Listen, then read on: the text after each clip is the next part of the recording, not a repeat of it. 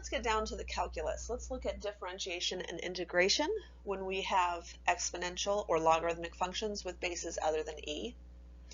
We have three choices. I can either go back to those definitions that I looked at previously and then just use the normal rules for differentiation. I can use logarithmic differentiation, and either of those are just fine, but why make things more difficult when I can just use these great rules? So here are some great rules that you should just know, learn, know all about them, etc. And again, as usual, notice that these two are essentially the same rule, except for on this one, we've got u, which means there's some sort of chain rule thing happening. So I'm really going to focus on these guys, and you should too, because obviously this only works when it's to the x power. The two that I've put a square around work all of the time. So let's take a look.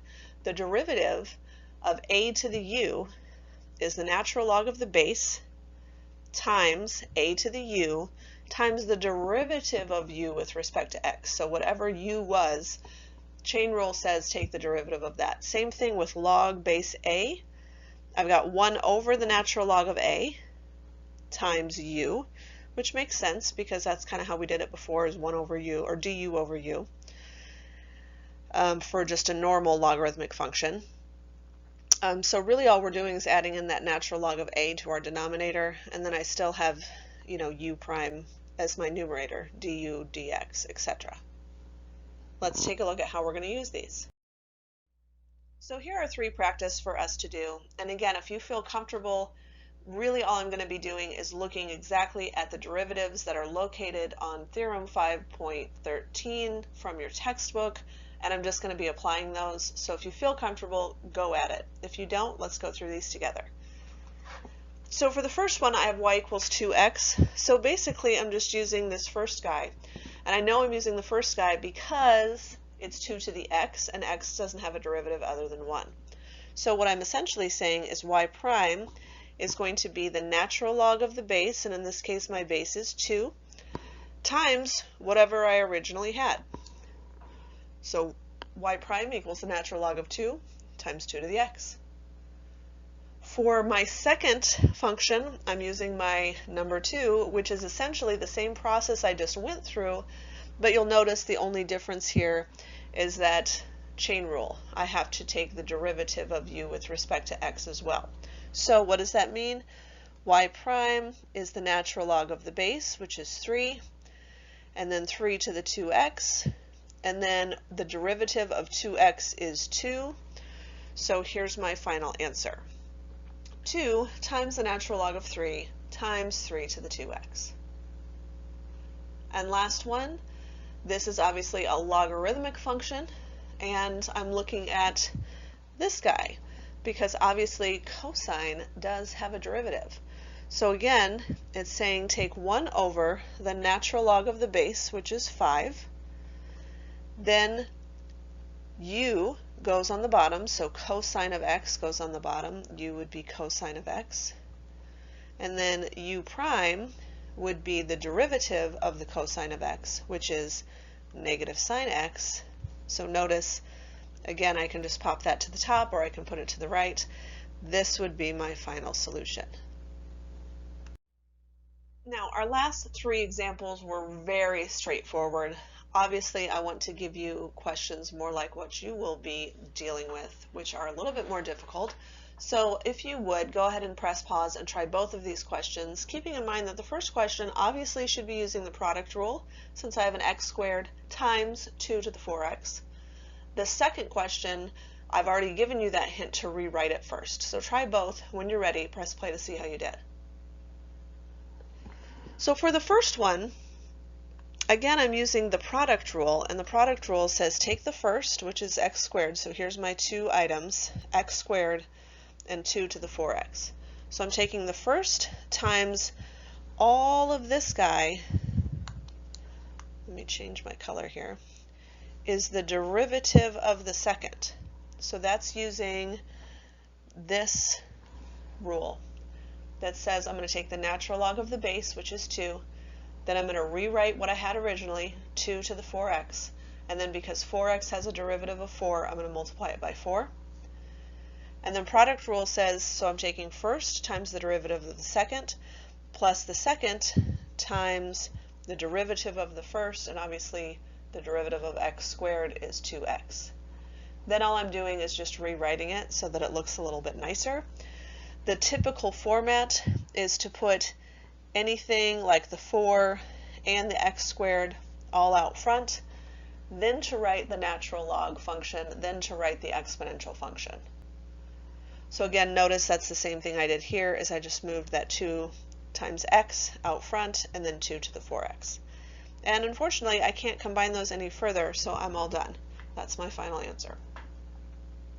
For the second, first thing I'm going to do is rewrite this, because otherwise it's going to get super complicated. So when I say rewrite it, I'm saying use those properties that we've talked about to expand, in this case, for this to be y equals log base 3 of x squared minus, because it's a quotient, log base 3 of x plus 2. So that's my rewrite. When I'm done rewriting, then I'm just going to use this guy. So log base 3 of x squared, to find the derivative of that, I'm just saying 1 over the natural log of the base, which is 3, times u, which is the x squared, and then the numerator is the derivative of x squared, which is my 2x. Same thing for the second one. I've got that minus because it was a quotient. Then log base 3, or sorry, natural log of 3, because the base was 3. Take x plus 2, also put it in the denominator. The derivative of x plus 2, which is 1, goes in the numerator. And then, of course, I would want to write this all together in one pretty little fraction, and so that's the remainder of my work, to write it all together as one fraction. So the same thing I did with differentiation, which is here are some choices for differentiation. I'm going to give you choices for integration as well.